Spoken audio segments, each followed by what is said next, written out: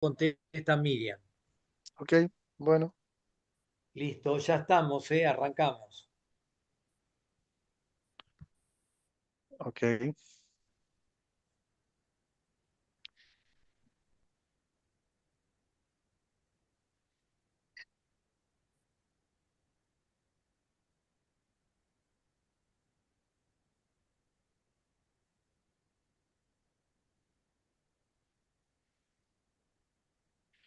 Hasta ahí 5 que damos ingreso y pasás el videito, Juan.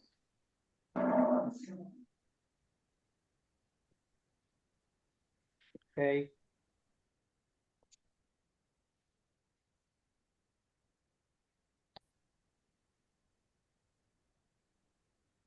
Hola amigos, amigas, buenas tardes. Hola, buenas tardes. Y Berberina es el- Hola. ¿Qué tal? Buenas tardes. ¿Cómo está ¿Cómo Miriam? estamos? Hola. Hola, ¿cómo No estás? sé si recuerda,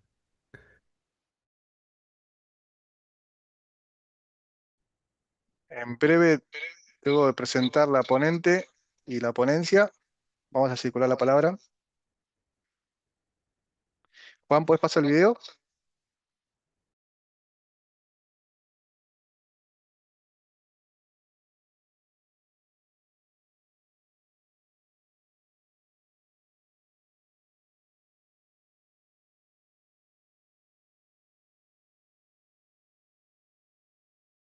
Está sin sonido. Ahí aparece el sonido.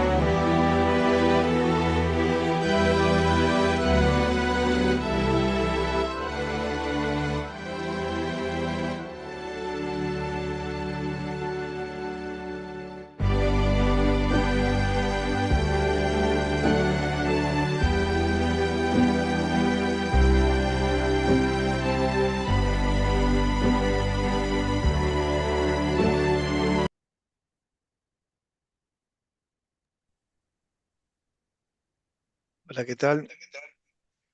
Bienvenidos, bienvenidas. Ahí estamos viendo bien. Espera que silencio acá, si no tengo eco. Bueno, bienvenida a esta actividad propiciada por el Centro de Estudios Humanistas Buenos Aires. Como vieron la presentación recién, tenemos el honor y el gusto de presentar este libro la no violencia en Argentina, el camino que va de Perón a Asilo, con nuestra doctora Miriam Barbarena, que es doctora en Ciencia de la Educación por la Universidad Nacional de La Plata. Su carrera como docente se desarrolló en la enseñanza de la lengua en los niveles secundario y terciario. En la actualidad trabaja en la formación de docentes en temas de ciudadanía y derechos humanos. Participa del movimiento humanista desde 1984 y está aplicada al Parque de Estudio y Reflexión Chapadmalal desde su fundación. Entre sus publicaciones anteriores se encuentran un nuevo tipo de diálogo, un aporte desde el humanismo universalista para la construcción de comunidades democráticas en 2020 y la enseñanza de la ética a través de la regla de oro 2021, basada en su tesis doctoral. Así que con ustedes dejamos presente a Miriam y te paso el coanfitrionaje, Miriam, también.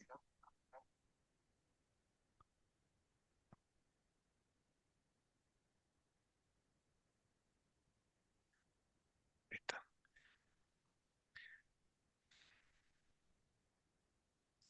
¿Estamos bien, Miriam? Sí, no sé, hay algo en la pantalla, me aparece, bueno, ahora Ahí. sí, bárbaro. Bueno, muy bien, a ver, para qué. eh, bueno, muchas gracias, Damián, por la presentación, muchas gracias al SEBA por la invitación. La verdad que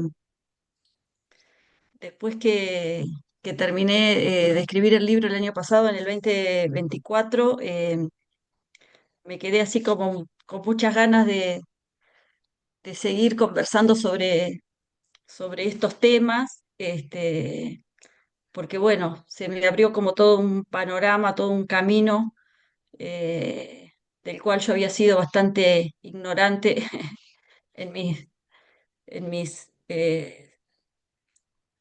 muchos años de vida, digamos, ¿no? Y así que bueno, la idea es hablar un poco me gustaría contarles un poco cómo fue que se me ocurrió escribir el libro, La no violencia en la Argentina, el camino que va de Perón a Asilo, eh, y me daban ganas de empezar esta charla haciéndoles unas preguntas a los que están, cada uno de ustedes está en situaciones distintas, o sea que algunos tendrán oportunidad de responder a estas preguntas y otros no. Pero bueno, recién armamos una encuesta con Damián, este, y me gustaría mucho, me da como mucha curiosidad de ver a ver qué contestan. Eh, no sé si Damián hay que darles alguna indicación especial para que puedan Sí, participar. ahí estoy tratando de entrar. Los que están en celulares, arriba van a tener una posibilidad de una encuesta, que es un iconito, ¿sí? Hacen un clic ahí y cuando hacen un clic ahí se despliega en su pantalla una encuesta. Ahí algunos ya están empezando a responder. La primera pregunta Sí. es, ¿sos argentino? Opción sí o no. ¿Sos argentino? Argentina, tenés ante Perón simpatía, antipatía, neutralidad. Después otra pregunta, si no sos argentino, ¿conoces a Perón? Sí, no. Si no sos argentino y no conoces a Perón, simpatía, antipatía, neutralidad, ¿no? Para ver como distintos puntos de vista que estén ahora circulando. Más o menos somos 21 personas. Hasta el momento están votando 6 personas, 8 personas. Que Damián, Sí, para Damián no, pero en realidad para los presentes, en el punto 4 hay como un no de más, porque dice, si no sos argentino y conoces a Perón. claro, está mal hecha la pregunta, tenés razón. Claro, si sos argentino y conoces a Perón, si tenés antipatía, simpatía, antipatía o neutralidad. Si no lo conoces, Claro. O sea, el punto 4, volvemos a repetir, si no sos argentino sí, y conoces a Perón, si tenés simpatía, antipatía o neutralidad. ¿Sí? Esa sería. Exacto. Muchas gracias, Miriam. No, por favor. Y disculpen el error acá. No, no, es que sí. Van respondiendo 8 personas de 18. ¿Sí? Le pedimos si pueden hacer el esfuerzo de responderlo. Yo también lo voy a responder Claro, por para favor.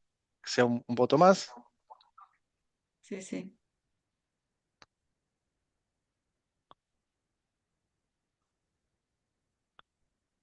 Y pareciera que se cerró la votación.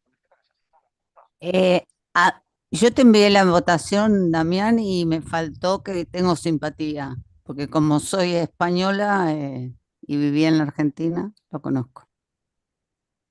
Bueno, 8 Ok. personas, el 44%, igual que las elecciones, votó. Las demás personas no votaron. Así que pongamos No estos. la encontré a la encuesta. Lo Eh, escribí en el chat y me parece que no me leyeron. bueno, Damián, buenas tardes. Tampoco encontré la encuesta. bueno. Podemos hacer dos cosas. Compartir lo que aparece ahora y volver a lanzarla porque quizás tenía un tiempo automático, y es probable. Ahora yo estoy viendo los resultados en mi celular, a ver, acá. Soy argentino, sí. No, pero yo ya no puedo votar. Y no Que hicimos no te ninguna. deja votar. Exacto. ¿Cómo? Que no me deja votar. La estoy viendo, pero no puedo votar. Compartir los resultados. En teoría, no sé qué pasa, pero no está funcionando bien la encuesta. O sea, yo lo puedo ver, pero ustedes no Corta, lo pueden Damián. ver. Digamos, si quieren, No, no, comparto desde acá. suspendamos. Mira, Su- una opción es comparto desde acá, mostrando en este otro celular los resultados. Acá puedo mostrar los resultados. Esperen que Yo no, silencio el Damián, otro. Sí, te escucho. no puedo poner simpatía en mi encuesta, yo la veo la encuesta, Está bien, no te preocupes. pero no Sí, pasa bueno, nada. no. Este, mm, listo, Miriam, llegamos hasta acá Yo Miriam, con este intento. te hago una Pasemos a otro lectura tema. como quieras. Sí, Yo te sí, puedo hacer sí. una Pasemos lectura a de otra lo que, cosa. de lo que quedó como votación. No, no, es que Eh, ya la vi, digamos, no se puede hacer ninguna lectura muy significativa porque, bueno, entre que votaron solamente 8 y ok, algunos no entendieron, o sea, no importa, o sea, eh, yo un poco el interés de hacer esa encuesta, podemos conversar, incluso pueden ustedes comentar si quieren en el chat. eh, el supuesto de esa encuesta, o sea, el interés de un poco de tener los datos de esa encuesta, ¿cuáles eran desde mí? O sea, primero, asumir esta cosa de que Perón, si sos argentino, te significa necesariamente algo mucho más, algo que tiene mucho más carga que si no sos argentino, ¿no? O sea, eso me parece que es como eh, bastante obvio en el sentido de que nuestra realidad política, cultural en la Argentina está como muy atravesada por el peronismo y por el antiperonismo. O sea, como que en nuestras familias es muy frecuente de que haya muchas historias que tengan mucha carga afectiva a favor o en contra del peronismo. Eso en relación a si uno es argentino.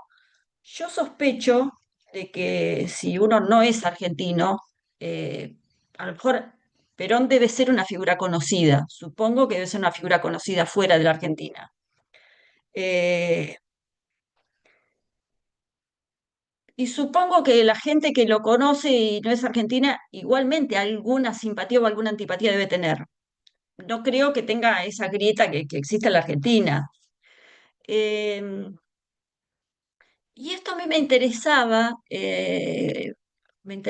digamos, un poco conocerlo, porque si yo me imaginaba hablando en esta presentación, donde uno no tiene la posibilidad de estar como frente a frente con las personas, como que se te pierde esta cosa de dónde son, esta cosa de que los humanistas estamos en todos lados del mundo. Eh, y entonces, para mí era muy distinto hablar sobre Perón y la relación que yo veía entre el peronismo y el siloísmo, si me imagino gente argentina y si me imagino gente no argentina, o sea, son como dos cosas distintas. Por ahí me venía un poco la curiosidad, digamos. Pero no era esencial para la presentación, igual vamos a avanzar y después en todo caso aparecerá un poco en función de las preguntas que les guste hacerme, en fin. Este, pero bueno, un poco relacionado con esto que yo les acabo de comentar, me gustaba un poco comentarles un poco lo que yo trabajo en la presentación del libro, ¿no? Este, en la presentación del libro yo hago un poco un recorrido biográfico respecto de cómo es que llegó Perón a mi vida de humanista. Damián, ¿vos levantaste la mano? ¿Estás queriendo decir algo? Sí, por si querés que comparta la pantalla del Word, donde ya está la imagen de Perón y por ahí te sirve para el relato y que la gente que no conoce a Perón también lo vea, por ejemplo. Bueno, dale, dale, dale. Este, bueno, entonces, lo que yo quería, lo que yo comento ahí en la presentación es que, eh, o sea, yo tengo 63 años, hace muchos años que soy humanista, eh, 40 años, eh, y que yo toda mi vida, digamos, fui como muy estudiosa, me gusta mucho estudiar, me dediqué a la educación, me gusta mucho la política. Y yo tenía como una cosmovisión más bien antiperonista. O sea, y entonces es como que yo reconozco mucho la sensibilidad antiperonista, porque la sensibilidad antiperonista, digamos, se nutre eh, de algunos rasgos que tuvo el peronismo y que tiene el peronismo. Por ejemplo, la figura de Perón tuvo algunos rasgos muy autoritarios, partió Perón en su carrera política, está explicitado en sus biografías, en sus autobiografías también, partió de tener como cierta simpatía por Mussolini, o sea, Perón antes de ser presidente ya tenía como 40 años, antes de la guerra mundial, antes de la Segunda Guerra Mundial. Cuando se desató la Segunda Guerra Mundial, Perón estaba en Europa, estaba cumpliendo una misión como militar. Entonces, cuando se estaba generando esa Segunda Guerra, en el 39, en el 38, Perón estuvo 2 años, creo que fueron 2 años, entre Italia, España, pero más que nada en Italia, estuvo en una misión en Italia. Eh, Incluso Perón dice que él lo vio a Mussolini en la plaza, otros dicen que no, que eso es una cosa que inventó Perón, pero que no es cierta. Más allá de que sea cierta o no cierta, la cuestión es que Perón se representaba a sí mismo estando en la plaza cuando Mussolini hablaba y a él lo que le despertaba era una cuestión como de admiración. Eh, entonces, esa imagen de Perón militar, autoritario, eh, yo conocía muy bien que en la época de Perón se habían perseguido, por ejemplo, a la izquierda. O sea, hay todo un combo de cosas que mi cosmovisión era antiperonista. Bueno, también criada en una casa familiar antiperonista. Entonces hay como muchos recuerdos, muchos datos históricos que se conocen con mucha facilidad en la Argentina. No sé, por ejemplo, que en la época de Perón se quemaban iglesias, se quemaron iglesias, datos así digamos, la retórica muy violenta de Perón en algunos exabruptos que tuvo en sus primeras presidencias, ¿no? Que fueron entre el 46 y el 55, algunos exabruptos muy, muy fuertes de Perón, como por ejemplo diciendo por cada uno de los nuestros van a caer 5 de los de ellos. Después hay otras cosas ya en el exilio, cuando estaba por volver, que Perón dice, a los enemigos ni justicia. O sea, cosas tan tremendas que obviamente a mí me parecía muy natural ser antiperonista. Eh, pero bueno, en el 2018 o 2017, eh, poco me daba curiosidad a partir de intercambios con amigos peronistas que me devolvían una imagen que a mí me parecía que era extraña a esa primera, a esos prejuicios con los que yo me relacionaba con Perón y con el peronismo. Eh, yo lo sacaría, Damián, así me tengo más registro de estas, gracias. Eh,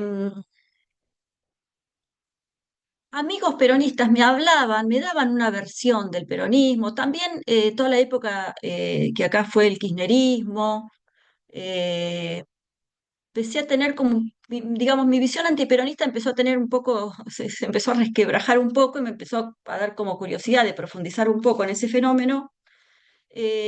Y lo más fuerte que me llegó fue cuando lo escuché a Perón cerrar el Congreso de Filosofía en 1949 en Mendoza, dando una conferencia, y el nombre de esa conferencia se llama La Comunidad Organizada. Yo, no sé, la comunidad organizada como título más o menos me sonaba, porque es una cosa que se conoce bastante, pero por ejemplo que Perón hubiera cerrado un Congreso de Filosofía para mí era una cosa totalmente desconocida y además como que no, era imposible que el Perón que yo tenía en mi cabeza cerrara un congreso de filosofía, no, era imposible. Un Perón digamos, con búsquedas intelectuales, con búsquedas filosóficas, no existía, ¿no? En mi representación.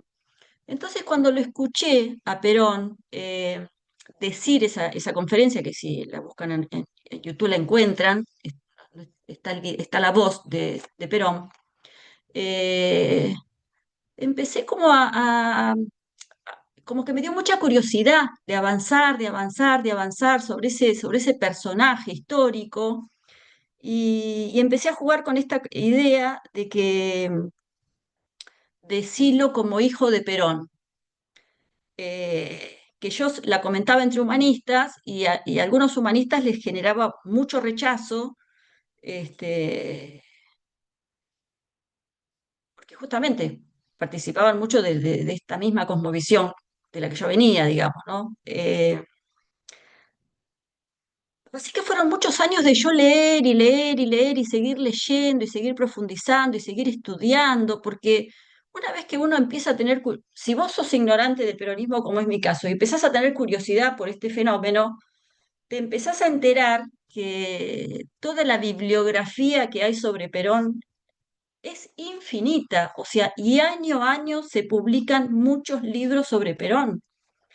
Y después está toda la obra escrita de Perón, que es una obra también que no está terminada, o sea, se ha ido publicando así medio desparramado, pero ahora hay unas ediciones que se están haciendo, no sé si en este momento se estarán haciendo, pero se estuvieron haciendo hasta el gobierno anterior, unas publicaciones que están muy bien hechas por la Biblioteca del Congreso de la Nación, están todas en PDF, son ediciones muy cuidadas, tienen muchos buenos prólogos que son muchos tomos, o sea, no sé cuántos, pero muchos.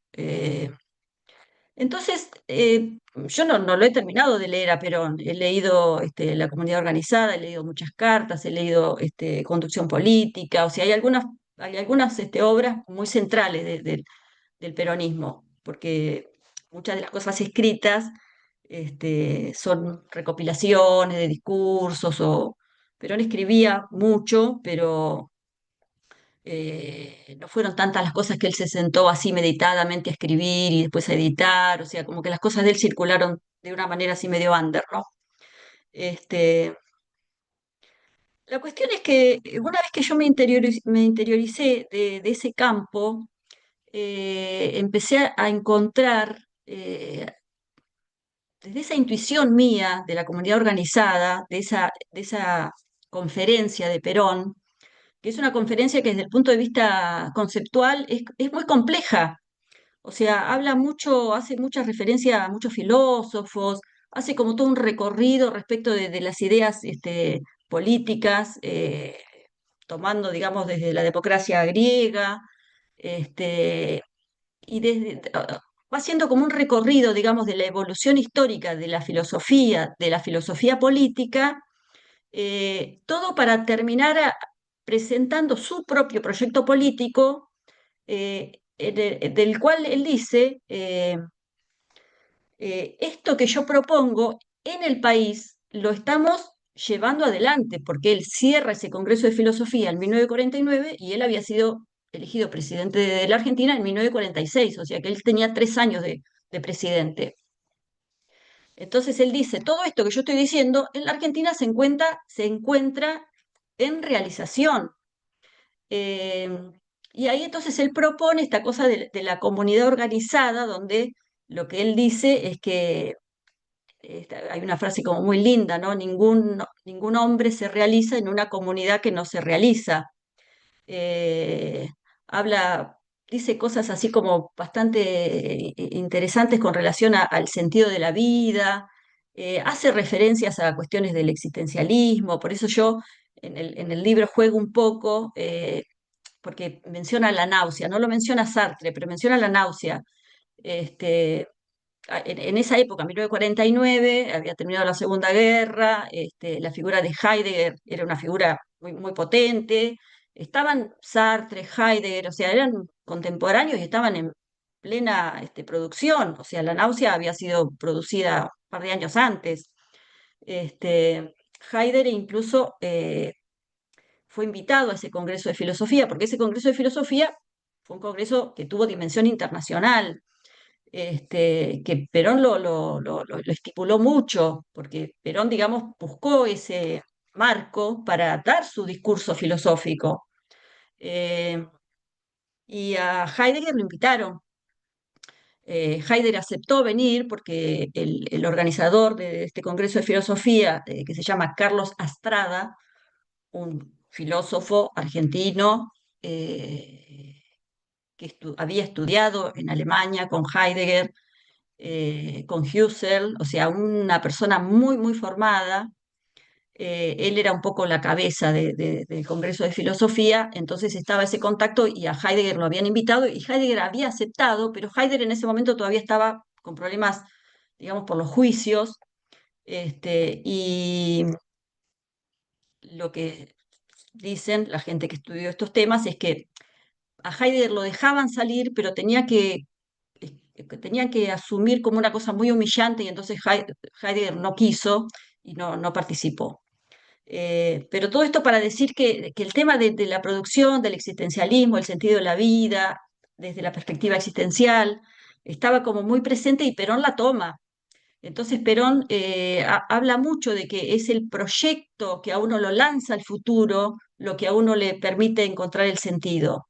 Y que en cambio, cuando uno pierde ese sentido, aparece esta cosa como de la náusea, medio como del sinsentido, ¿no? Y habla bastante de eso, este, y dice una cosa muy, digamos, no sé, a mí me causa gracia que Perón dice, la náusea ha sido desterrada de este mundo, o sea, como por decreto, ¿no? Perón desterró la náusea de este mundo.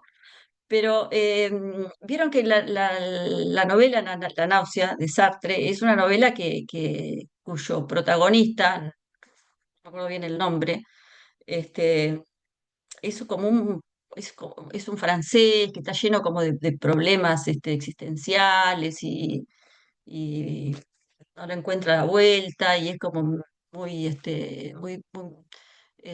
muy pusilánime, le da muchas vueltas a ideas en la cabeza, pero no concreta nada.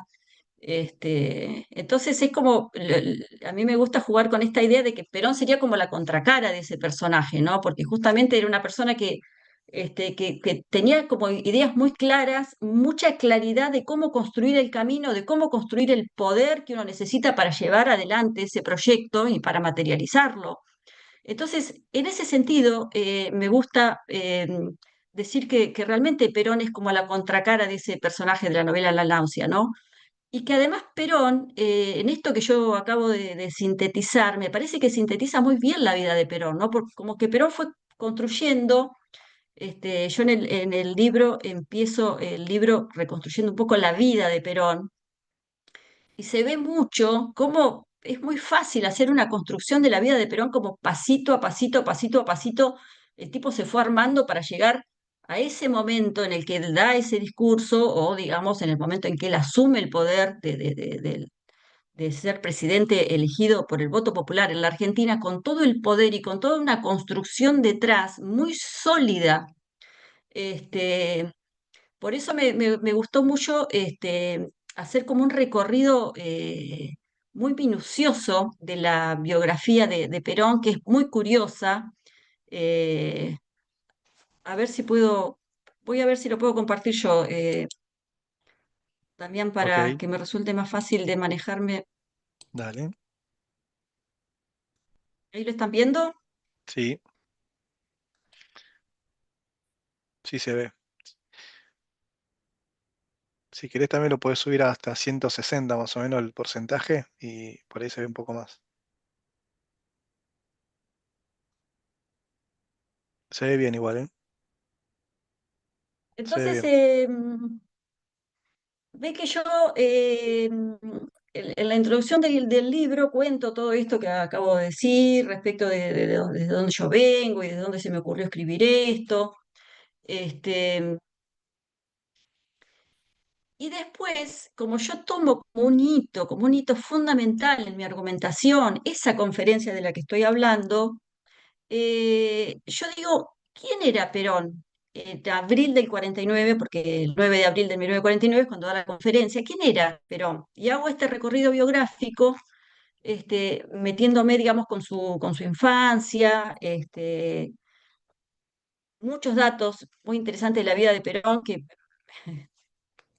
no me voy a entusiasmar con decirlos ahora para poder avanzar un poco, porque tengo que llegar en algún momento a la relación entre el peronismo y el siloísmo. Este, Pero bueno, hay como esto que yo digo de cómo realmente Perón fue como, este, construyéndose a sí mismo en un proyecto político. Eh, Ahí cuando pongo el ítem un ciudadano del mundo es cuando contesto de que estuvo en Italia, un hombre que anhelaba el poder porque él después que viene de Europa va armando todos los hilos, hacen un golpe de Estado, él forma parte de ese gobierno, como ministro de guerra, como secretario de trabajo, ahí se hace conocido. Un hombre enamorado, acá pongo cuando es lo del 17 de octubre y la relación que él ya tenía con Evita. Eh, un hombre amado por los trabajadores, ¿no? Acá es donde aparece el 17 de octubre, hay un discurso de Perón hermoso en esa plaza, la verdad que es conmovedor escucharlo, ¿no? Cuando dice, le habla a los trabajadores y le dice, únanse, sean hoy más unidos que nunca. Y después aparece un punto en la vida de Perón que es muy desconocida, totalmente y absolutamente desconocida, que es ese ítem que yo desarrollo ahí, un revolucionario internacionalista y pacifista. Esto a mí fue la primera sorprendida, obviamente yo que estaba tratando de encontrar anclajes entre el peronismo y el siloísmo, cuando encontré esto que cuento acá, cuento de una conferencia que Perón da, ese mensaje de paz a todos los pueblos del mundo, que se llama así, Mensaje de paz a todos los pueblos del mundo, en 1947, y ahí Perón ya se constituye como muy fuerte, como se visualiza su proyecto como en oposición al proyecto materialista de Estados Unidos, ¿no? Perón tenía como mucha conciencia de que eh, o sea, Perón claramente no tenía simpatía por el comunismo, ¿no? Entonces, entre los dos mundos, el capitalismo y el comunismo, Perón no tenía simpatía por ninguno de los dos. Por eso él habla de una tercera posición y por eso él conceptualiza esa tercera posición ahí en la comunidad organizada. Ahora, para Perón era más peligroso, digamos, como disputa de poder Estados Unidos que la Unión Soviética, o sea, como que la Unión Soviética estaba lejos con respecto a la disputa de poder. En cambio, con Estados Unidos tenía una disputa como mucho más clara. Por eso Perón, cuando llega al gobierno, llega con esa consigna Braden o Perón, ¿no? Que a mí esa estructura le sirve mucho para argumentar todo el libro, ¿no? Porque como Estados Unidos, que claro, se fue cada vez, estamos hablando del 47, cada vez más fue fortaleciendo su característica de potencia internacional y cada vez más fue construyendo ese poder basado en la violencia hasta llegar al momento de hoy, ¿no? Donde ya no le queda otra cosa más que violencia. Entonces, hay como una estructura muy fuerte en el libro, que es esta cosa de poner al peronismo y a la Argentina, con esta base tan fuerte en la no violencia como proyecto, por oposición a un mundo que está, digamos, tan condicionado por las reglas de juego que pone Estados Unidos, ¿no? Eh, Así que bueno, con esa introducción yo empiezo la estructuración del libro. Después me pongo a contar más en detalle qué dice la comunidad organizada como texto, porque la comunidad organizada es un texto, como ya dije, que tiene como mucha profundidad filosófica, eh, pero no es un texto muy amigable para leer. Es un texto un poco desorganizado desde lo temático. Este, Se cuestiona mucho la autoría de Perón, de ese texto. Hay como muchas cosas que se pueden decir. Me parece que es bastante obvio de que ese libro expresa las ideas de Perón. De hecho, después Perón, cuando vuelve en su tercera presidencia, estamos hablando del 73, hace mucha referencia a la comunidad organizada como su proyecto, como que hay que volver a ese texto. O sea que no me, al margen de que al texto le hayan metido mano algunos otros personas que estaban cercanas a él, muy probablemente, en realidad el hilo conceptual es de Perón. Eh, Así lo dicen las personas que lo han estudiado y a mí me parece como muy convincente también. Así que bueno, me dedico mucho al texto de la comunidad organizada, haciendo citas, o sea, tratando de ser fiel al texto de la comunidad organizada, no inventando nada, pero bueno, dándole, digamos, algunas cuestiones un poco más, haciéndola un poco más amigable, reponiendo un poco el contexto, en fin. Eh, una cosa que yo pongo en la introducción, vuelvo acá en la introducción, que fue un poco lo que conté al principio, este, de mi enamoramiento, digamos, por decirlo de alguna manera, del peronismo a través de la comunidad organizada, cuando me puse a leer y a buscar y todo, tuve unas charlas con unos humanistas de la primera época de Silo y que me digan, che, pero qué relación había entre qué decía Silo de Perón, porque Silo no escribió nunca nada sobre Perón.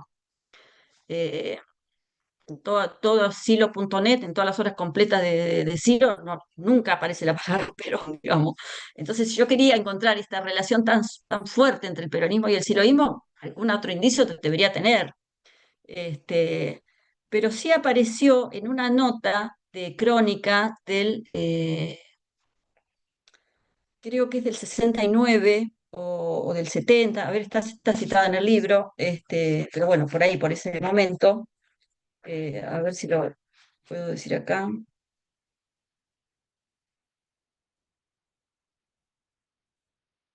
El 69. Es una entrevista, no alcanza, es como una nota medio breve, así que le hacen asilo y que está publicada en Crónica, está en el mayor de los poetas. Y entonces ahí le dicen asilo. eh, Ciro está hablando de la no violencia, bueno, hace referencia, el periodista habla con él, y entonces el periodista le dice, usted habla de alejarse de los partidos políticos, ¿vale eso para el peronismo? Y Silo le contesta, el peronismo no es un partido político, sino un movimiento. Y más que eso, es un estado de conciencia. Y esto es muy importante. Fue su última respuesta y ahí el periodista termina la nota. Entonces, yo, imagínense que estaba tratando de buscar estas relaciones, esta frase me agarré de ella con uñas y dientes. En fin, es una nota que salió en Crónica del 69. Alguien dirá, eso, quién sabe si sí lo dijo, o sea, este, la cuestión es que al margen de la veracidad de eso, que es el testimonio de un periodista, este, hay muchas otras fuentes para pensar que sí lo pudo haber dicho eso, ¿no? Sí lo tenía como muchos cuestionamientos con Perón, de hecho, eso aparece bastante detallado en el libro, cómo Silo se refirió a Perón de una manera despectiva. Pero bueno, esa frase, de esa frase yo me tomé. Pues yo para ver la relación, digamos, la relación y pensar en el peronismo como una fuente o como algún, digamos, un proceso genealógico respecto de lo que es la no violencia en la Argentina, eh, me sirvió mucho encontrar cuestiones biográficas que se puedan relacionar desde lo biográfico entre Perón y Silo. Perón tuvo una relación muy fuerte con Mendoza, de hecho esa conferencia de la que acabo de decir la dijo en Mendoza, igual Silo era muy chico, o sea, no, este, pero hay algunas cuestiones que a mí me hacen como pensar desde el punto de vista narrativo, porque yo, digamos, a ver, el libro me esforcé mucho porque tuviera una estructura narrativa, ¿no? Cuando uno lee algo que es narrativo, es mucho más entretenido para leer que algo conceptual. Entonces, a mí me sirvió mucho poder encontrar en este libro esa trama narrativa que hace que uno vaya como armando este, toda una representación de lo que está pasando y que esa narración, digamos, te vaya dejando algunas claridades conceptuales, y eso a mí me sirvió mucho para pensar la estructura del libro, porque yo me costaba mucho ver cómo iba a armar el libro, ¿no? Entonces, bueno, en la biografía de Silo encontré cuestiones así para ir relacionando entre uno y otro. Y una cosa que aparece como muy clara es que cuando Silo sale, digamos, al campo público con su arenga del 69, eh, Perón estaba exiliado, o sea, Perón, desde que lo voltearon en el 55, este, vivió en el exilio. Ya en el 69 estaba como muy instalado ya en España. Eh, y claro, el peronismo una vez que lo proscribieron, porque digamos a Perón lo destituyeron por un golpe previo al bombardeo de Plaza de Mayo, son situaciones muy violentas, muy traumáticas para la Argentina. Y una vez que Perón estuvo en el exilio, en la Argentina, digamos, hubo como una demonización tan fuerte del peronismo, eh, prohibición de leerlo, prohibición de mencionarlo, proscripción de su partido político. Bueno, obviamente, y entonces, ¿qué pasó? Claro, o sea, digamos, fue como muy fuerte todo lo que se llama la resistencia peronista, y la resistencia peronista frente a dictaduras o frente a gobiernos democráticos, pero que habían llegado a la presidencia por la proscripción del peronismo, el peronismo se sintió como muy avalado en su estrategia vengativa. Entonces ahí aparece una parte de Perón donde realmente no hay forma de no darse cuenta de que Perón se distanció completamente de sus primeros pretensiones o sus primeras aspiraciones pacifistas. Se distanció completamente. Además, digamos, la década del 70, en la década del 60, la década del 70, la Revolución Cubana, o sea, es como que todo la, la- la- la posibilidad de este cambio revolucionario, violento, empezó a tener como tanto consenso, y Perón quedó como bastante en esa perspectiva, ¿no? Cuando en el 69 lo matan a Aramburu, que había sido el gran opositor a Perón, Perón festeja y toda la relación entre Perón y, digamos, la, la guerrilla montonera, era una relación como muy ambigua, pero Perón claramente avalaba Entonces, ahí hay una parte que a mí me sirve mucho para reflexionar más profundamente. Acá cuando yo digo el problema de creer en una revolución sin violencia, porque yo qué digo, digo que Perón en su primera presidencia, pero sobre todo su primera presidencia, o sea, del 46 al 51, esa primera presidencia me gusta mucho verla como un momento humanista en Argentina. La segunda ya es más complicada por diferentes cosas, eh, pero su exilio Perón está como muy, muy, muy autoafirmado en que lo que él hizo fue ingenuo, o sea que no estuvo mal haber creído que era posible hacer una revolución sin violencia. O sea, algunas veces dice eso, otras veces sigue diciendo, yo entre la sangre y el tiempo, elijo el tiempo. Oscila entre esos dos discursos, digamos, ¿no? Y acá en el punto 2.2 hay unas cartas que yo pongo, que están muy buenas para pensar el tema de la no violencia, entre Perón y Benítez. Benítez es cura, era un cura jesuita, que había sido confesor de Evita, que era peronista, había estado también muy presente en el discurso, en el Congreso de Filosofía. También algunos dicen que es un poco metió mano en la comunidad organizada, pero él dice que no. Benítez dice que no, que la comunidad organizada, aparte la comunidad organizada no es una bajada de línea cristiana, católica, entonces no. Obviamente a Benítez no le iba a gustar eso. La cuestión es que cuando Perón está en el exilio, Benítez, este cura jesuita, intercambia unas cartas con él y le recrimina mucho a Perón, de que no le recrimina de que Perón esté bajando esa línea violenta, que acá en la Argentina la gente le está pasando mal, hay mucha represión y que entonces le pide que tenga otra mirada. Y Perón siempre le contesta diciéndole, yo no voy a volver a pedirle a la gente que no responda con violencia. Entonces, bueno, hay una parte de Perón que yo no me cuesta nada reconocer la parte en la que, esta parte en la que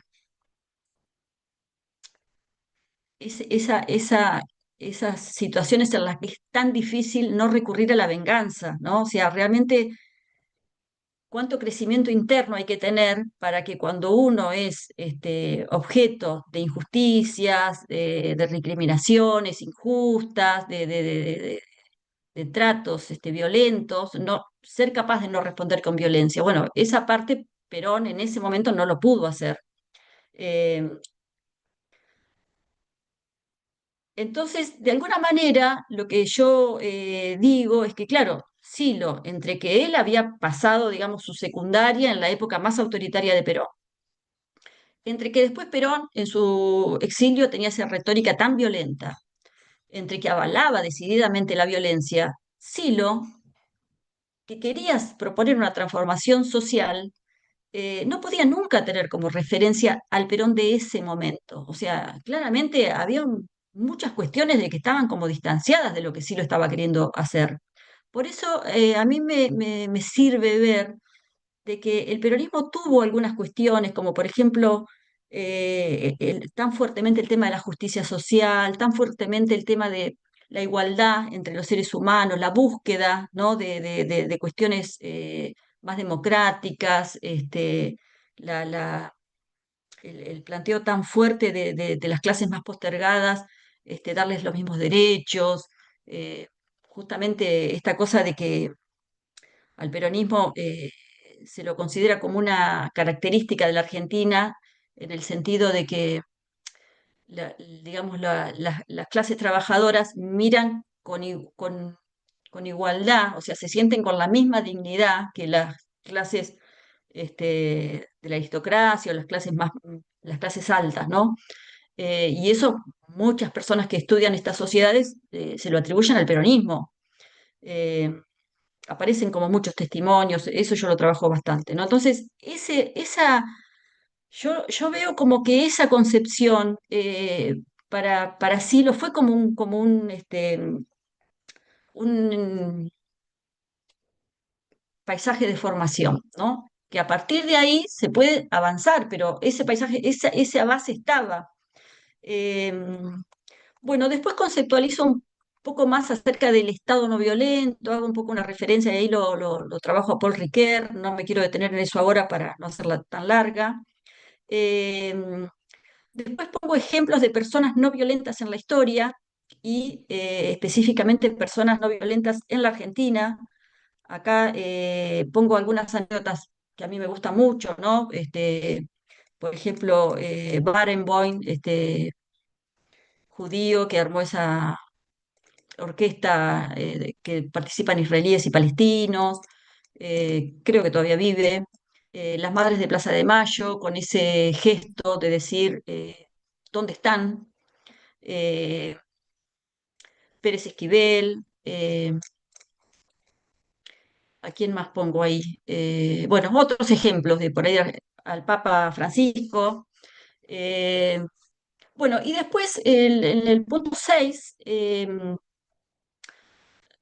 yo lo que digo justamente es que, claro, no se puede ser no violento si uno no hace un trabajo sobre sí. O sea, entonces, bueno, conceptualizo un poco el trabajo sobre sí en general, en el siloísmo, como un punto aparte, y dentro del siloísmo la regla de oro y el trabajo sobre sí, esto lo hago porque tiene que ver con mi propio recorrido dentro del siloísmo. En el punto 7 hablo del tercer Perón, o sea, del Perón que vuelve a la Argentina en el 72, 73, 74, y digamos, doy un poco de contexto, ¿no? De qué Perón, qué podía hacer Perón y qué pudo hacer Perón. Perón fue 8 meses presidente del país y tenía 80 años, o sea, es muy poco lo que pudo hacer, pero ahí Perón retomó una retórica muy fuertemente pacifista, internacionalista, ecologista, o sea, hay un Perón que tiene como mucha lucidez y que incluso están justamente sus testimonios de que Perón dice, bueno, yo tuve 18 años para estudiar, por supuesto que les llevo ventaja a los que siguieron todo el tiempo en el campo de batalla. Y a modo de cierre, lo que, lo que me gustó desarrollar, muy poco lo pude hacer, pero eh, me gusta mucho pensar en esta cosa de lo que le podríamos llamar una sociedad postpatriarcal, ¿no? Ahí también trabajo, digamos, con las expresiones que tuvo Silo con respecto al patriarcado, porque vieron que Silo, en lo que es el diccionario del nuevo humanismo, habla del patriarcado desde una mirada crítica, como diciendo, claro, el patriarcado nunca le dio.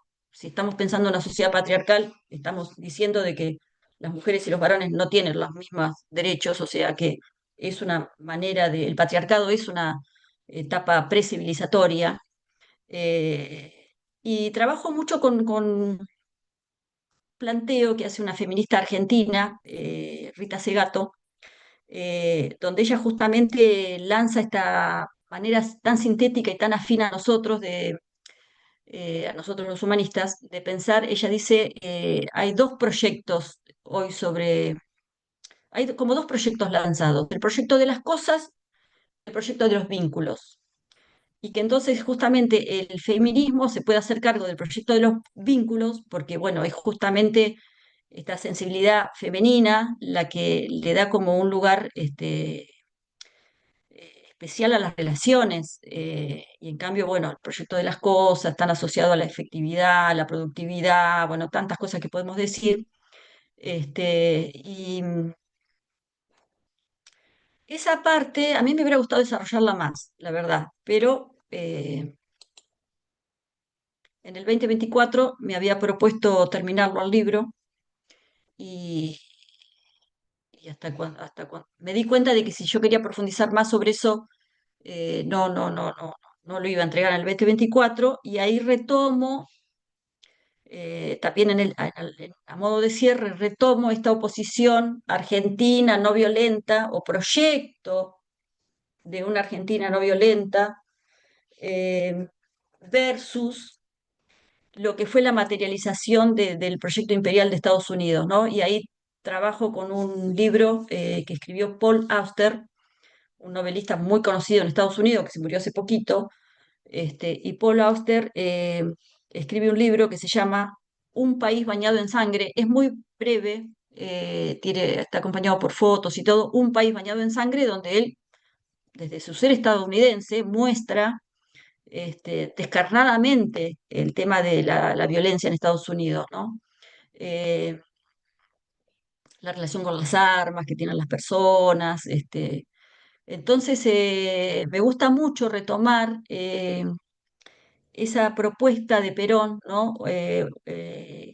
Del 47, mensaje de paz a todos los pueblos del mundo, eh, unido con la propuesta tan linda, ¿no? Como dice Silo, de que nosotros en realidad caminamos, ¿no? Cuando Silo dice, este, fracasamos y seguiremos fracasando mil veces porque estamos montados en en las alas de un pájaro llamado intento. O sea, es como poner el proyecto de la no violencia justamente como algo que te hace avanzar. Con eso cierro el libro, ¿no? Este, bueno, en esta conversación que estuve haciendo quedaron muchas cosas afuera. Me excedí del tiempo que me había comprometido a hablar. Pero bueno, si hay algunas cuestiones que quieran preguntar o comentar, yo encantada. Muchas gracias, Miriam. La verdad que fue un viaje increíble. Aprovecho a pedirles que dejen por escrito la modalidad que está planteando el SEBA es que escriban las preguntas, salvo que puedan hacer la pregunta en un minuto y le pongamos un contador. En ese caso levantan la mano o como mucho 2 minutos, porque nos ha pasado de 5 o 10 minutos de una nueva ponencia en vez de una pregunta. Y si alguno hizo alguna pregunta, la leemos, pero por ahora no veo preguntas, veo como comentarios que van siendo en función de la, de la charla. Ahí leo la primera pregunta. Hola, consulta, ¿cómo se consigue el libro? Muy buena pregunta, porque yo también lo quiero. Claro, no hablé de ese tema. Micaela, ¿de dónde sos, Micaela?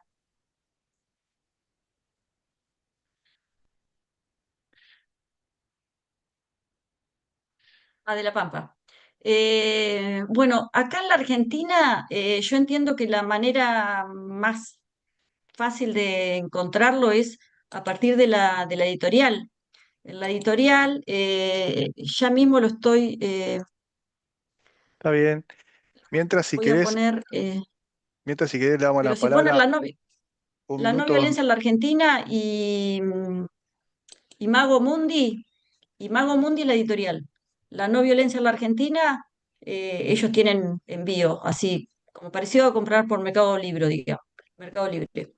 Este, mm, en Argentina me parece que es la manera más, no sé, por ejemplo, yo ahora en julio voy a ir a hacer la presentación al Parque Carcarañá, hacia ahí voy a llevar libros, obviamente.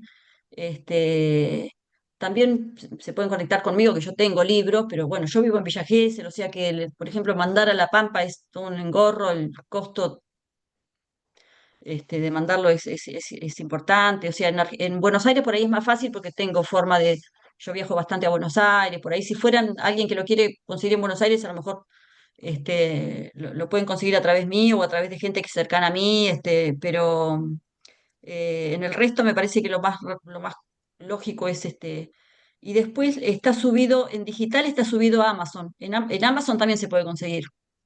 Este, yo el acuerdo que tengo con la editorial es que cuando el libro se termine de vender, que se termine de vender esta tirada que hicimos, se va a poner libre para bajar desde la web de la editorial, pero es un acuerdo que tengo con ellos, este, que me parece bien respetarlo por ahora, digamos, ¿no? Sí, sí, está Así bueno. que esa es la manera en que tenemos de circularlo. Ahí en la web de la editorial Imago Mundi em, se puede bajar gratis la introducción, el índice y eso.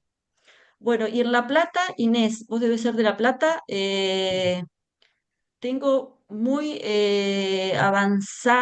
muy avanzado no, pero tengo un proyecto bastante claro de ir a presentarlo a La Plata.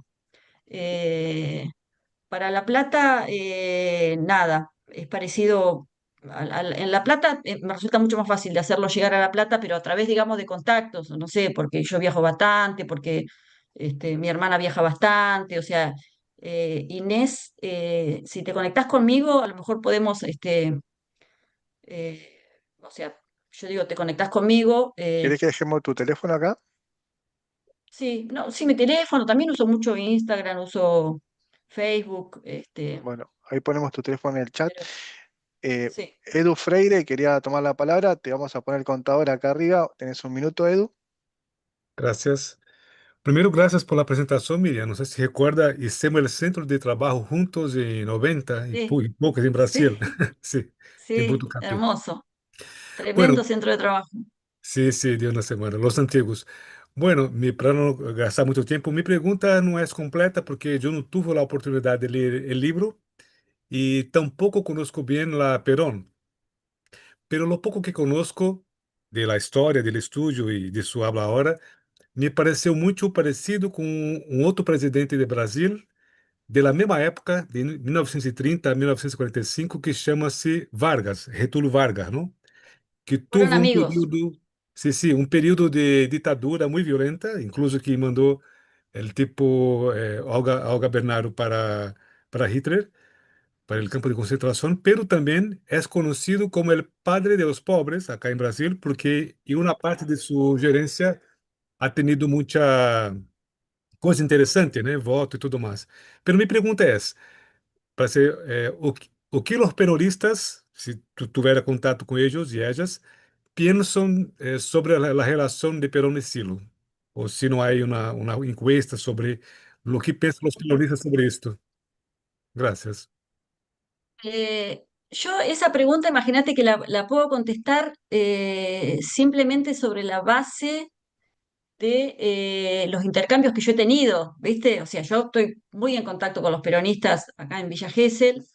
eh, y hay algo que pasa, incluso nosotros cuando el Partido Humanista estaba como más activo, nosotros acá en Villa Gesell teníamos una participación así activa dentro de la política, entonces ahí teníamos que interactuar con los peronistas de una manera más institucional. Estoy hablando de la época de los 90, la época de Menem, en donde el Partido Humanista y el Partido Peronista estaban totalmente en oposición, ¿no? Es la época en la que Silo escribe cartas a mis amigos, o sea, ahí el peronismo en esa época estaba pegado con el neoliberalismo.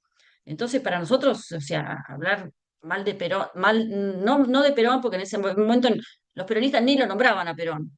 Este, pero para nosotros estar diferenciados de lo que en ese momento estaba como proyecto político encarnándose en el peronismo, en el menemismo, era como, o sea, era muy fácil. De hecho, Silo, eso yo lo pongo también en la biografía de Silo, ¿no? Cuando Silo habla en Plaza de Mayo, yo no sé si quiénes de ustedes estuvieron, pero yo estuve, que debe haber sido en el 99, sí, en el 99. Eh, Perón sí lo habla en Plaza de Mayo y yo, no inventado por mí, entiendo de que de alguna manera fue un proto lanzamiento de Silo como figura política, ¿no? Que evidentemente no funcionó. Este, en ese momento, los peronistas se llevan muy bien con el poder, muy bien con el poder. Y nosotros somos invisibles para ellos, o sea, no nos dan entidad como fuerza política. Este, entonces es como muy difícil de que primero, o sea, los peronistas es muy difícil que respeten a alguien en calidad de igualdad en cuanto a la construcción del poder político, porque además ellos son como muy inescrupulosos a la hora de construir poder político. Y me parece que los humanistas, como tenemos unas reflexiones éticas muy profundas, eh, claro, somos menos eficaces a la hora de construir poder. Esta es la lectura que yo hago, digamos, ¿no? Entonces, eh, me parece a mí que los peronistas tienen esa dificultad de vernos a nosotros. eh, Eso lo digo más en lo macro. Ahora, en las relaciones interpersonales, justamente yo en la dedicatoria, en los agradecimientos, pongo que agradezco a mis amigos peronistas que me enseñaron a querer a Perón. Los peronistas que tienen como una sensibilidad más femenina, eh,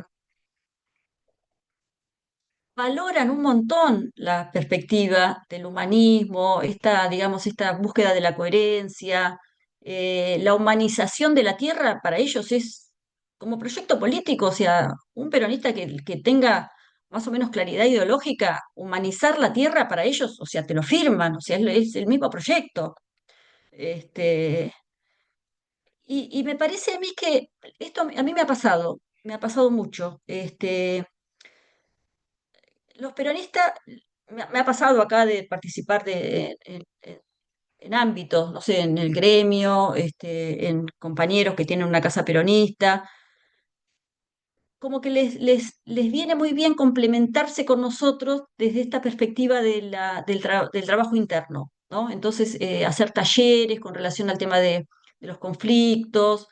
Esa parte me parece que a los peronistas, si uno llega a ellos, si ellos te ven, ¿no? O sea, si ellos te ven, eh, ese me parece que es un aporte tan fuerte que los humanistas podemos hacer al peronismo, ¿no? El trabajo interno. Y eso yo lo experimento a mínima escala, ¿no? Entre lo que me puede pasar a mí en mis relaciones interpersonales. Pero yo aspiro un montón que los peronistas puedan hacer trabajo interno, o sea, incluso ya, algo que yo como sueño, yo en el libro, en la anécdota de Perón, cuento, claro, o sea, Perón era una persona muy fuerte. Cuando él empezó a construir poder político, construía desde un lugar de mucho carisma. Y entonces todas las personas que estuvieron a su alrededor, que le pudieron hacer sombra y que pudieron de alguna manera construir un poder más colegiado, Perón no les gustó, o sea, se ocupó de sacárselos de encima. Hay una frase de Perón que yo no la puse en el libro porque no pude encontrar dónde la dijo, o sea, leía tantas cosas que a veces no podía después reconstruir dónde lo había leído, pero la frase esta que Perón dice es mejor un mal general que dos buenos coroneles. Hablando de una guerra, ¿no? Es mejor un mal general que dos buenos coroneles. Este, y entonces esa forma de estructurar el poder, para ellos es tan determinante, cómo se ve que los tiene marcados hasta el día de hoy, ¿no?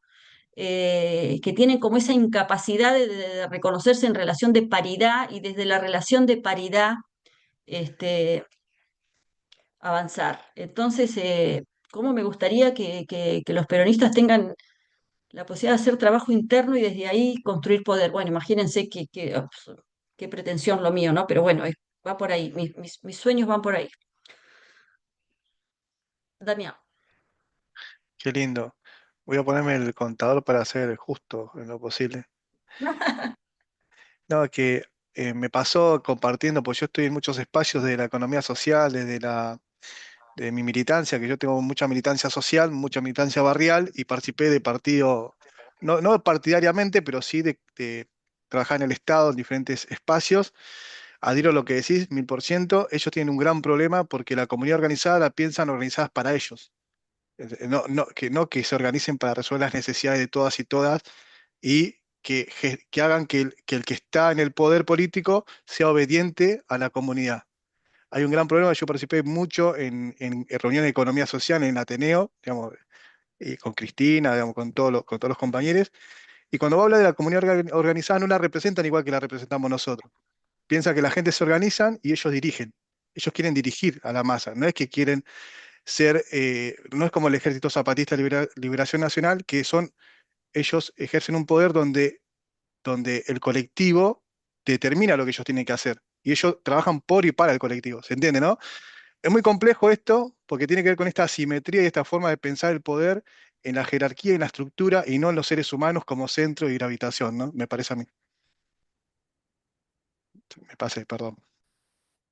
No, no, no, no, no. Estaba muy interesante, Damián. Lástima que te autoinfligiste la regla esa y no pudiste seguir hablando, pero este, Igual no quiero dejar sí. público casi nada de lo que pienso porque voy a trabajar siempre no de lo político partidario, sino de lo social, porque yo encontré que un humanista en el poder en 3 días lo matan, digamos, más o menos.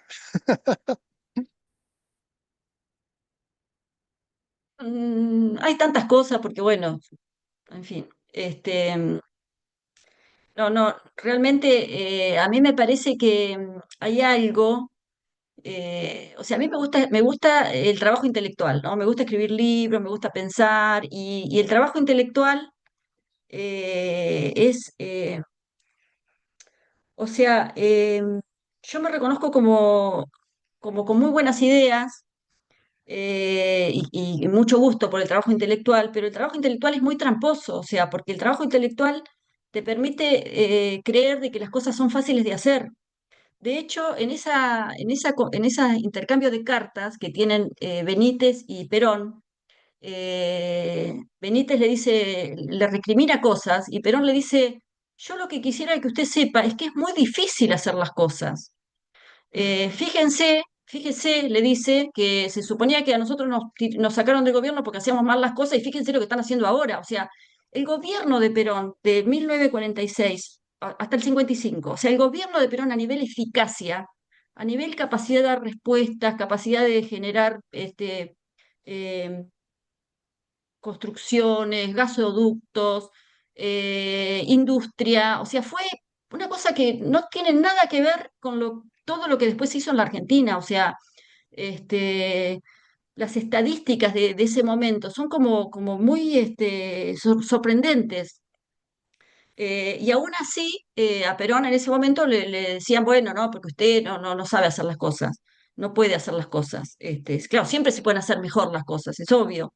Entonces, eso otro que yo dije de los peronistas y de cómo yo visualizo a los humanistas y todo, también yo me reconozco como muy montada sobre una cosa más bien intelectual, ¿no? Y que llevar a la práctica estas cosas es difícil. Por eso a mí me gusta poner en mi currículum que yo estoy aplicada al Parque de Estudio y Reflexión Chapadmalal, porque es un parque que está en construcción y yo veo que nosotros tropezamos con cosas muy parecidas a las que tropiezan los que no son humanistas. Entonces, un intendente humanista no sé hasta qué punto está garantizado de que sería una cosa muy distinta a lo que son los peronistas, con poder práctico, con poder del Estado, o sea, yo entiendo que es como un salto que estamos necesitando dar a nivel especie, o sea, hay algo ahí con el poder, con la dificultad de visualizarnos a nosotros como parte de algo, de una construcción mayor, ¿no? Como parte de una comunidad.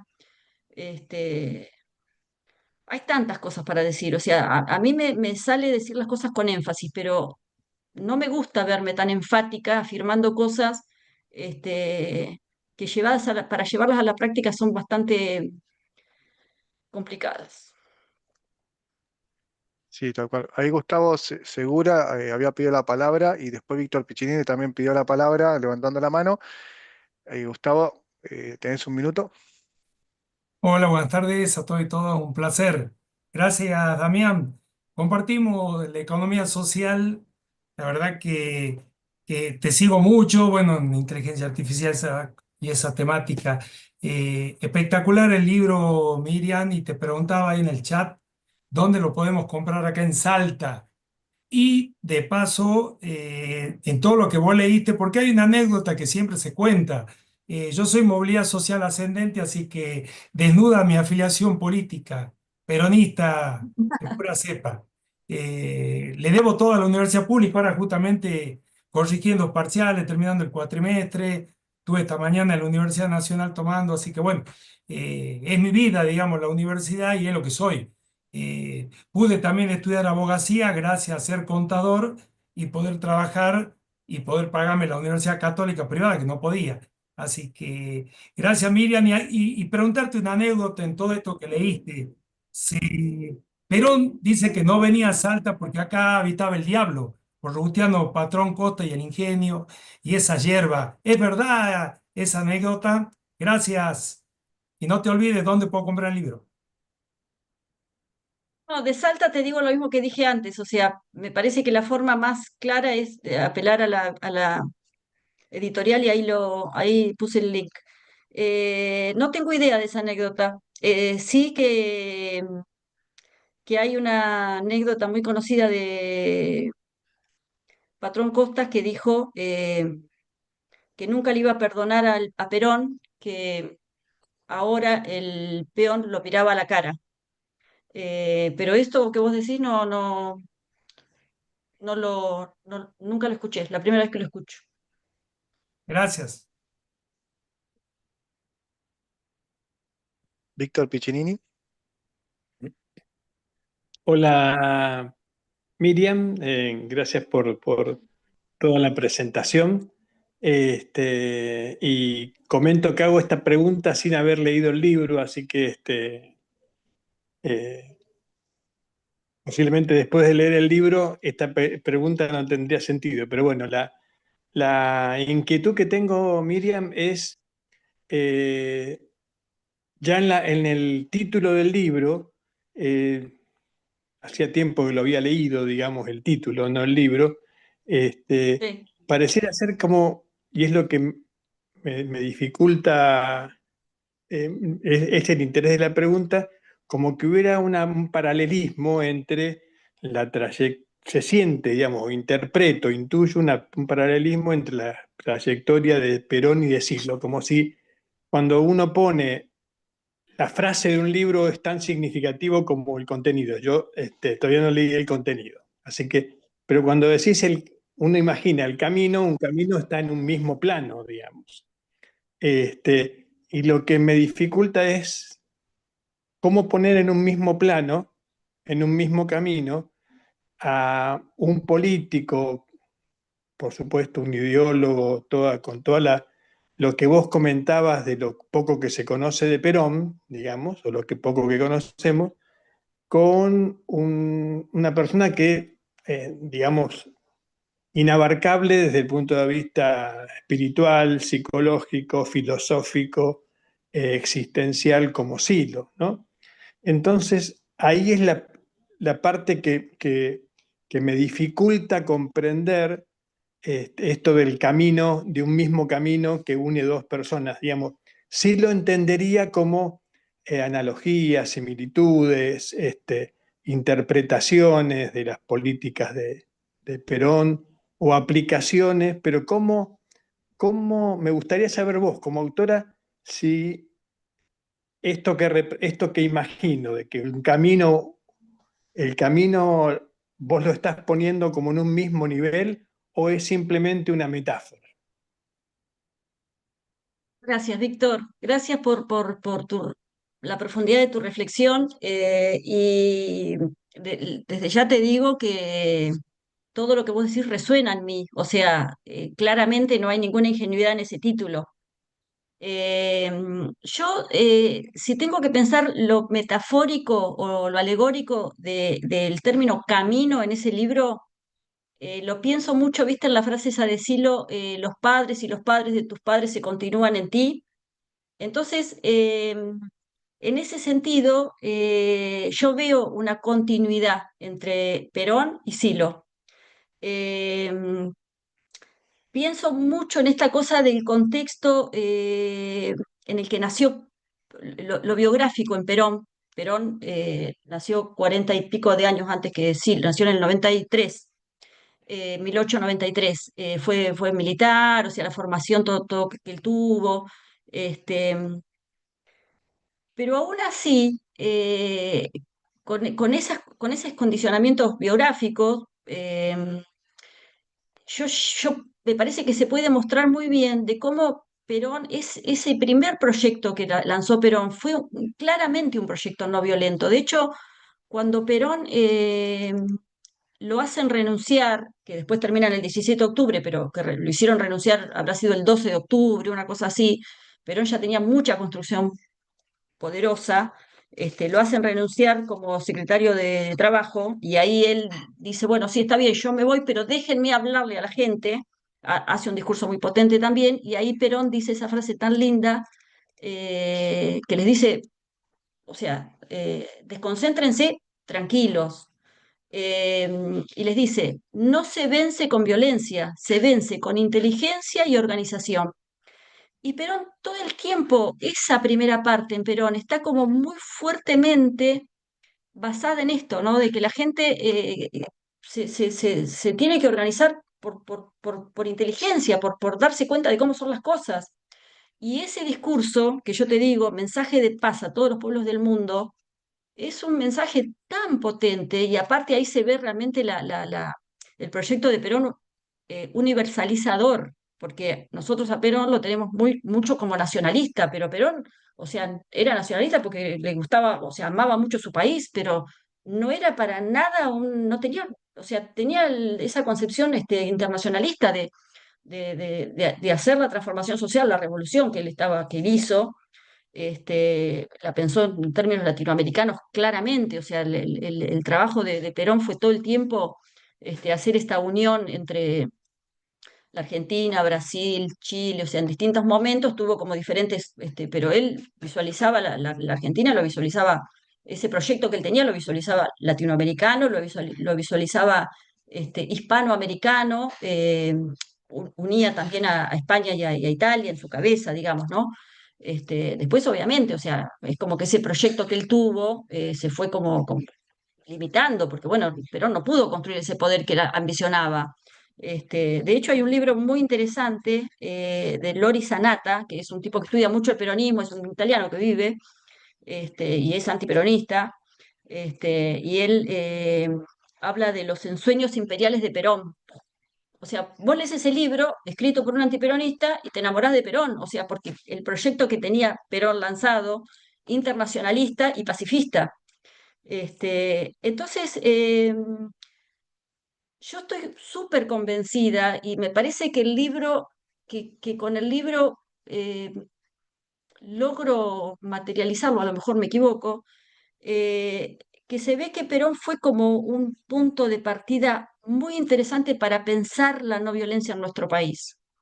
Y respecto de que Silo profundizó mucho más respecto de la no violencia, sí, eso también está muy claro dicho en el libro. Por eso Perón no profundizó mucho en la no violencia. O sea, es como que él quiso lanzar un proyecto pacifista, no le salió, bueno, entonces vale la venganza, digamos.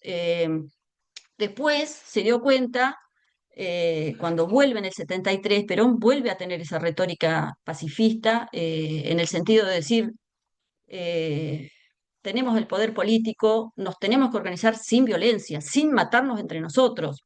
Pero Perón nunca hizo una renuncia, o sea, nunca fue gandiano, nunca, Perón nunca dijo renuncio a la violencia, eso nunca lo dijo, o sea, y esa forma de pensar la renuncia a la violencia, me encantaría desarrollarlo un poco más entre ustedes, o sea, qué piensan ustedes, pero a mí me parece que esa renuncia categórica, fundamentalista, no sé cómo es la palabra, total a la violencia, es una cosa que a los humanistas también nos cuesta hacer. O sea, yo me doy cuenta que ahora, cuando hago la presentación de este libro, y aparece el tema de la no violencia, y qué quiere decir la no violencia y hasta dónde es una renuncia a la violencia, finalmente aparece mucho, mucho, cómo se nos salta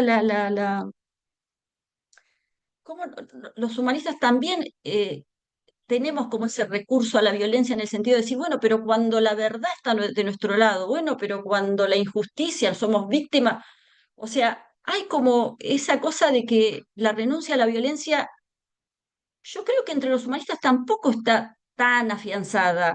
Y a mí me parece que es por falta de profundidad de estudiar más en profundidad el pensamiento de Silo. Como es como decir, bueno, por supuesto que tenemos que ser no violentos, por supuesto que es mejor ser no violentos, pero bueno, llegado el caso, si te están matando, si te está matando a tu familia, si, o sea, es como empezar a, ¿viste? A hacer lecturas en las que siempre hay muy buenos y muy malos, y entonces, bueno, obviamente que los buenos tienen derecho. Ese tipo de lecturas, donde finalmente la violencia se termina como aceptando, yo pienso que es un tipo de argumentación que está como muy presente en el humanismo. O sea que para mí los humanistas tenemos mucho para seguir profundizando en el tema de la no violencia y en lo particular, en lo personal, a mí es lo que más me apasiona. O sea, no porque yo diga, yo ya llegué a algún lado, no digo eso, lo que digo es que es lo que más me conmueve del humanismo, del siloísmo, es esa parte, pero veo que hay mucho por hacer, o sea, entonces sí me parece que en ese sentido, Silo y Perón, yo no los pondría al lado, los pondría uno a continuación del otro, y después hay otra reflexión que me gustaría hacer que yo no la alcancé a desarrollar en el libro, pero después que lo hice me quedé pensando mucho, es que Silo y Perón, los dos son pensadores y hombres políticos. Los dos tienen una dimensión de pensadores y los dos tienen una dimensión de hombres políticos. Obviamente, cada uno tuvo desarrollos diferentes en un campo y en otro. Sobre todo en el campo político, digamos, la materialización de Perón fue tan fuerte que es como muy difícil decir, ah, bueno, y Silo está en paridad con Perón. Es muy difícil, o sea, uno como humanista puede decir otras cosas, puede decir, bueno, la construcción política de Silo fue esto y fue lo otro, y la asamblea y los parques, y o sea, hay una construcción política claramente pero en Silo. Y finalmente este juego todavía no terminó, o sea que sabemos cuál va a ser el desarrollo del siloísmo y de ese desarrollo político de Silo. Eh, pero esta dimensión que tienen estas dos figuras en sus seres, en su ser pensadores y en su ser hombres políticos, eh, para mí es ilegítimo confundirlas.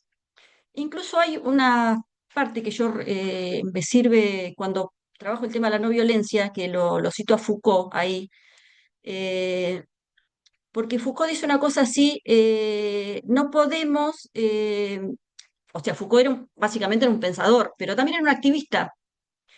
Pero bueno, su desarrollo, o sea, Foucault uno lo conoce por los libros que escribe, digamos, ¿no? O sea, es como que básicamente uno lo va a juzgar justamente en su ser pensador.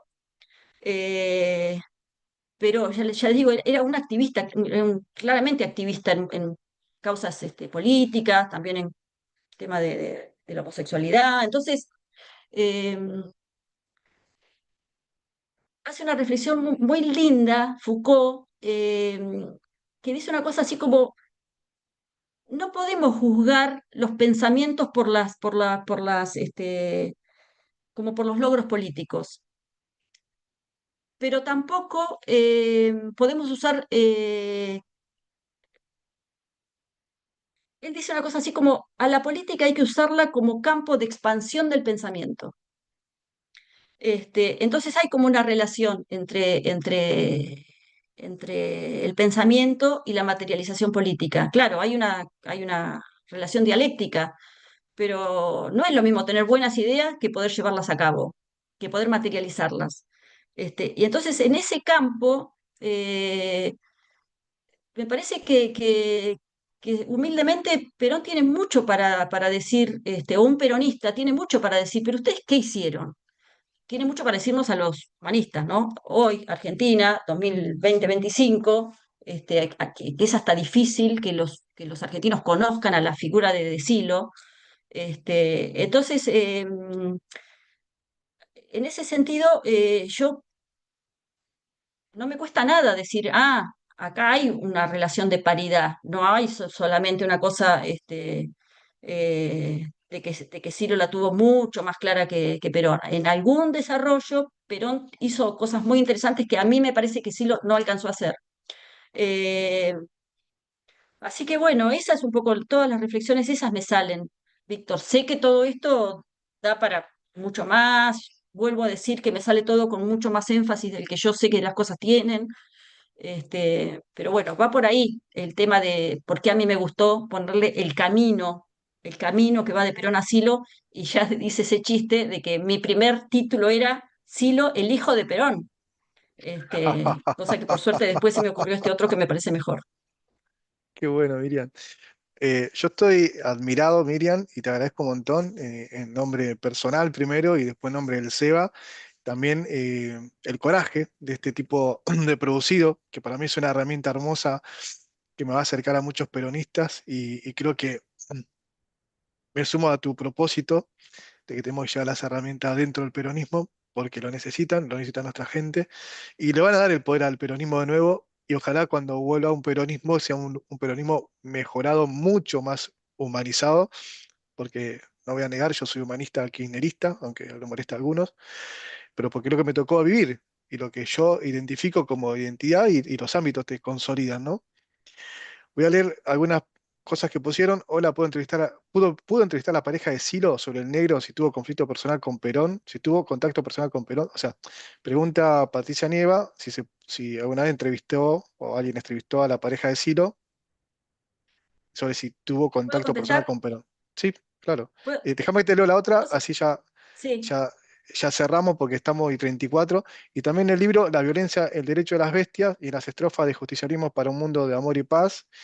Y después Freire dice, pero la contribución de Silo al desarrollo del pensamiento humano no es una continuación de la de Perón, porque yo sepa, Perón pudo haber sido un gran político, pero no desarrolló las bases de un pensamiento, una doctrina maya original y de amplio alcance, como lo hizo Silo. En ese sentido, creo que Silo no es hijo o continuidad de Perón. Está bien, son posturas, no necesitas responder a nada, solo para que no quede vacío y sí por ahí la que ibas a responder originalmente. Y te agradezco un No, montón, en no, serio.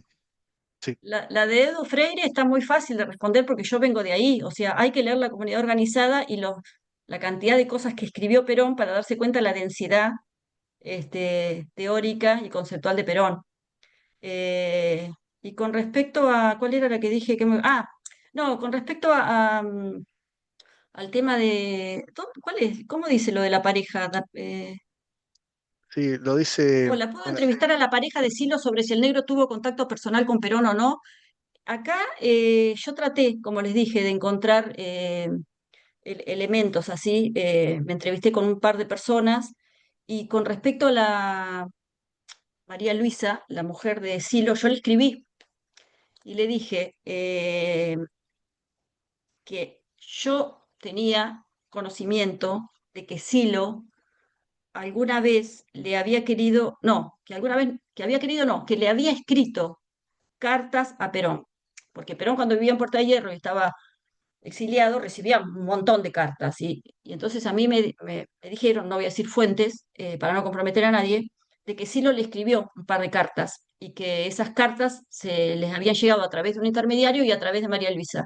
Entonces yo le pregunté si ella me podía contestar eso y si ella me podía dar testimonio de qué decía Silo de Perón. Y María Luisa me contestó un correo hermoso, con muchísimo tino, y me dijo que ella sobre ese tipo de cuestiones no contestaba porque, porque todo lo que sí lo había querido decir ya lo había dicho.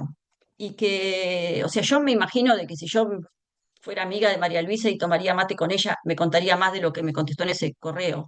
Pero no, no, lamentablemente no tuve ese testimonio. bueno, muchas gracias, Miriam. Invito a todos los presentes a prender cámaras, a saludar, a agradecer, a hacer un aplauso. La verdad que yo estoy admirado y ya quiero leer el libro y lo quiero usar en mi materia Trabajo y Sociedad para mis estudiantes, algunas Ana partes. Luisa, sí, gracias. Gracias, Damián. Espectacular. No pensé que iba a tener un coanfitrión así, Damián. Todas las próximas presentaciones de mi libro te quiero llevar conmigo. No, no, pero te soy genuino, Después te hablo por privado porque si no, no paro de hablar. Estoy conmocionado. Yo rocé tu propósito en esta charla y te agradezco un montón este tiempo. Gracias. Qué hermosura, Chao qué a fortaleza. todos, gracias. Muchas gracias, Miriam. Hermoso testimonio. Bueno, yo también quiero el libro ya. Y te comento, aunque ahora vivo en Barcelona, pero yo a los 5 años llegué a Argentina en el 58. Y los vecinos de mi barrio, lo primero que me enseñaron fue a cantar la marcha peronista cuando estaba prohibida. Y vi los libros y todo atrás de los armarios y el retrato de Evita tapado, y lo he vivido el peronismo en clandestinidad, ¿no? Y los admiro muchísimo. Gracias. Es increíble lo que estás diciendo, Ah. no lo puedo creer. Mi madre lloraba y mi madre lloró, se puso a llorar muchísimo cuando nos llevaron a la ciudad de los niños y vio todas las tazas y todos los platos rotos, porque nosotros veníamos de Asturias, de un pueblito, y de la dictadura de aquí, ¿no? Y mi madre lloraba y verla eso y todo abandonado, nos quedamos todos pasmados. Increíble. Hay un documental hermoso del viaje que hizo Evita a España, hermoso, es un Sí. documental. Y te comento, aquí las chauchas grandes se llaman peronas, y por Evita que trajo la semilla aquí a Barcelona. Entonces en las verdulerías y en todos lados, cuando es la época de la cosecha, le ponen, son las chauchas grandes, las vainas grandes, y le ponen peronas. Y hizo un barrio también, donó todo un barrio aquí cerca en la montaña, hecho por donación